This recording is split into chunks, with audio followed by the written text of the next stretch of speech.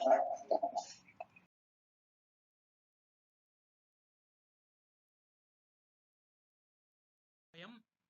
Poison Tree, written by William Blake. Now we are going to know about the author. William Blake, 1757 to 1827, was an English poet, painter, and printmaker. Blake is now considered as a seminal figure in the history of English poetry. He was born in London. He was a boldly imaginative rebel in both his thought and his art. Some of his famous poems are The Lamb and the Tiger. Okay, students, William Blake அவர் பிறந்தது 1757, இறந்தது 1827. இவர் ஒரு English பாய்ட், அது மட்டும் இல்லாமல் ஒரு பெயிண்டரும் கூட, அண்ட் பிரிண்ட் மேக்கர். ஓகேவா, பிரிண்ட் மேக்கர், வண்ணம் தீட்டுபவர்னு சொல்லுவாங்க நம்ம. Blake is now considered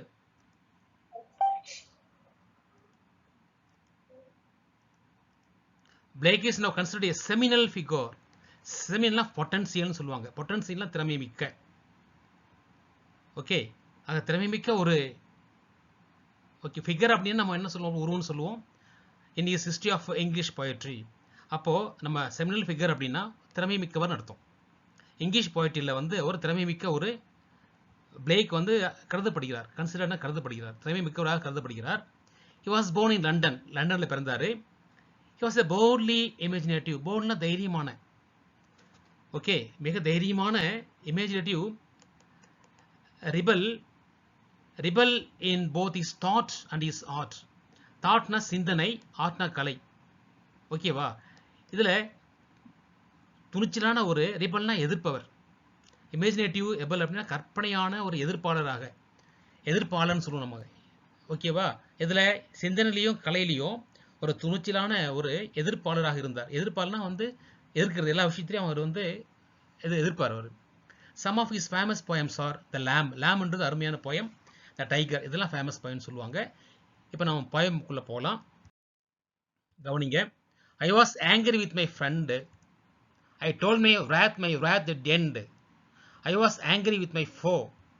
I told it not, my wrath did go. I was angry with my friend. I told my wrath did end. I was angry with my foe. I told it not, my wrath did go. இப்போ என்ன meaning பாருங்கள். சில வேர்டுக்கெல்லாம் meaning தெரிஞ்சுக்கணும் நீங்கள். wrathனா anchor, கோபம். ஃபோனா enemy, உங்களுக்கு தெரியும் உங்களுக்கு. ஓகே, இப்போ மீனிங் பாருங்கள். ஐ was angry with my friend. என்னுடைய நண்பன் கூட நான் கோபமாக இருந்தேன். I told my wrath. என்னுடைய கோபத்தை அவங்ககிட்ட சொன்னேன் நான். My wrath did end. சொன்னதுனால என்னுடைய கோபம் முடிஞ்சு போச்சு, நின்று போச்சு. ஐ வாஸ் ஆங்கரி வித் மை ஃபோ. ஆனால் நான் மீண்டும் அவன் எனக்கு எதிரியாக இருந்ததுனால திரும்ப நான் கோபம் அடைந்தேன். ஓகே, வித் மை ஃபோ அப்படின்னா எதிரி, மீண்டும் கோபம் அடைந்தேன். I told it not, my wrath and grow. I told it not. Okay, நான் அவங்ககிட்ட சொல்ல முடியாது.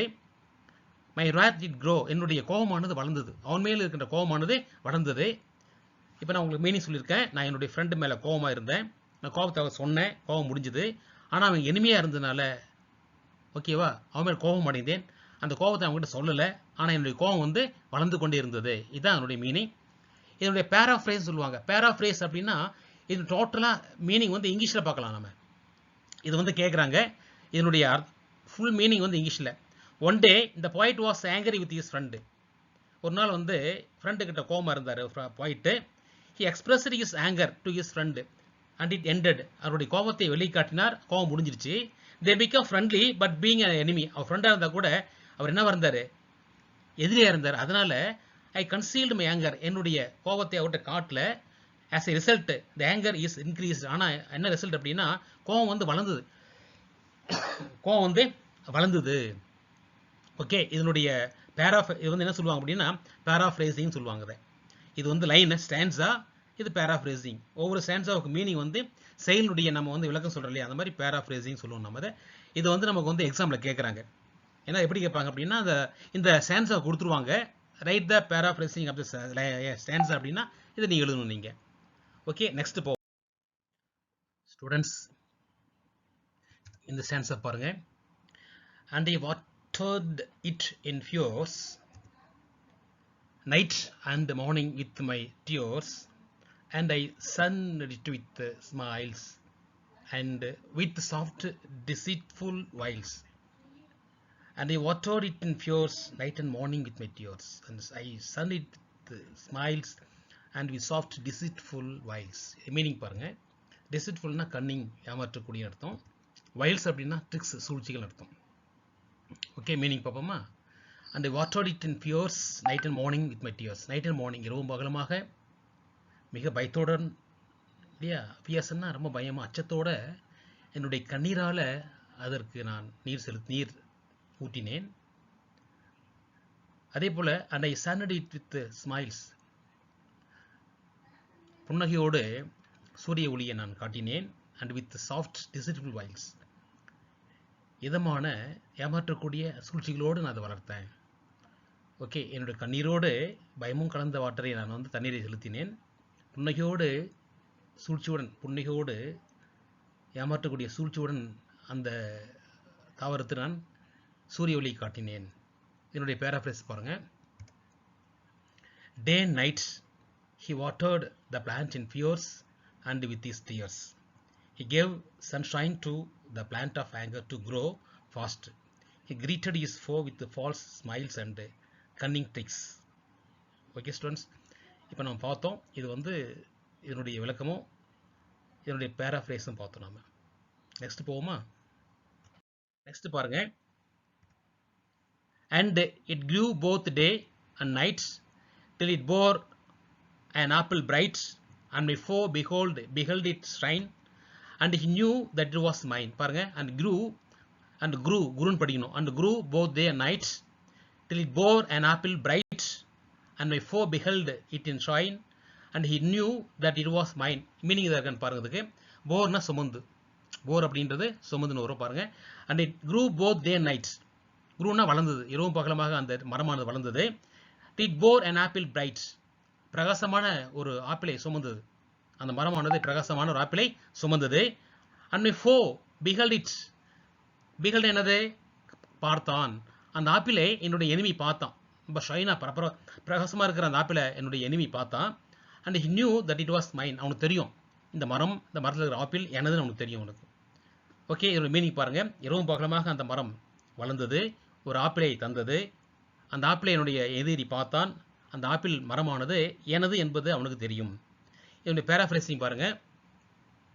The tree of anger grew fast a day and night. இரவு பகலமாக அந்த ட்ரீ, கோபமான அந்த ட்ரீ வளர்ந்தது. It yielded a fruit of bright apple. Okay, bright ஆப்பிளை கொடுத்தது. yieldedனா கொடுத்தது. His enemy saw the apple shining bright. என்னுடைய எனிமி என்ன செஞ்ச? அந்த ஆப்பிளை பார்த்தான். He knew that the apple was mine. இந்த ஆப்பிள் எனது அப்படின்னு அவன் புரிஞ்சுக்கிட்டான். ஓகே ஸ்டூடெண்ட்ஸ், இப்போ நம்ம பார்த்தீங்கன்னா இந்த ஸ்டான்ஸா வரைக்கும் பார்த்தோம். இது வரைக்கும் இந்த ஸ்டான்ஸாவில் ஏதாவது டவுட் இருக்காமா உங்களுக்கு? ஸ்டான்ஸா 1, 2, 3 டவுட் இருக்கா? No sir. ஸ்டூடெண்ட்ஸ், இந்த அடுத்த ஸ்டான்ஸா பாருங்க, last stanza. And into my garden stole, when the night had veiled the pole, in the morning glad I see my foe outstretched beneath the tree. And into my garden stole, stole அப்படின்னா யாருக்கு தெரியாம எடுக்கிறது. steal, stole, stolen. when the night had veiled the pole, veiled அப்படின்றது என்ன meaning பார்ப்போமா? covered, மறைத்தல் சொல்லுவாங்க. இந்த pole அப்படின்றது துருவ நட்சத்திரம், துருவத்தை குறிக்கும். in the morning glad I see my foe outstretched. outstretched அப்படின்னா stretched is lam leg, கைகால் விரித்தபடி மல்லாந்து மாதிரி இருக்கிறது. ஓகேவா? beneath the tree, beneathனா மரத்துக்கடியில். அப்போ என்னன்னு மீனிங் பாருங்க. என்னுடைய தோட்டத்தில் இருக்கிற, என் தோட்டத்தில் திருடு நடந்துருச்சு. ஓகேவா? அந்த இரவானது துருவ நட்சத்திரத்தை மூடி மறைத்திருந்ததுனால திருடு நினச்சிக்கிட்டு சொல்கிறாங்க. அந்த மாதிரி சொல்கிறாங்க. இரவானது துருவ நட்சத்திரத்தை மூடி மறைத்திருந்தது. அப்போது தோட்டத்தில் திருடு நடந்தது. காலையில் போய் பார்க்கும் பொழுது என்னுடைய எதிரி மல்லாந்தபடி இறந்து கிடந்தான். அந்த மரத்துக்கு கீழே, மரத்துக்கு கீழே எதிரி மல்லாந்தபடி கைகாலை விருத்தபடி இறந்து கிடந்தான். எப்போ திருடு நடந்தது? அந்த துருவ நட்சத்திரத்தை அந்த இரவானது மூடிக்கிற பொழுது தோட்டத்திலே திருடு இருந்தது. தோட்டம் என்ன இருந்தது? ஆப்பிள் மரத்தில் ஆப்பிள் இருந்து ஆப்பிள் திருட்டான். சாப்பிட்ட உடனே நச்சு பாய்சன் அடிச்சு. ஏன் பாய்சன் அடிச்சு? அந்த மரத்தை வெறுப்பு, பயம், கண்ணீர், ஓகே, இதெல்லாம் வந்து கொடுத்து வளர்த்ததுனால அந்த மரமே பாய்சன் ஆகிடுச்சு. ஸோ ஆப்பிளும் பாய்சன் ஆகிடுச்சு. அதை சாப்பிட்டு நண்பன் இருந்தான். இதனுடைய பேராஃப்ரேஸ் பாருங்கள். The knight covered the pole star. At that time, his enemy entered the garden stealthily, ate the apple. The next morning, the poet saw his enemy lying dead under the tree. He was happy to see him dead. So, இந்த போல் star, அதாவது துருவ நட்சத்திரத்தை அந்த இரவு மூடி இருந்தது. அந்த சமயத்தில் வந்து என்னுடைய எனிமி கார்டன் நுழைஞ்சி திருடிட்டான், ஆப்பிளை சாப்பிட்டான்.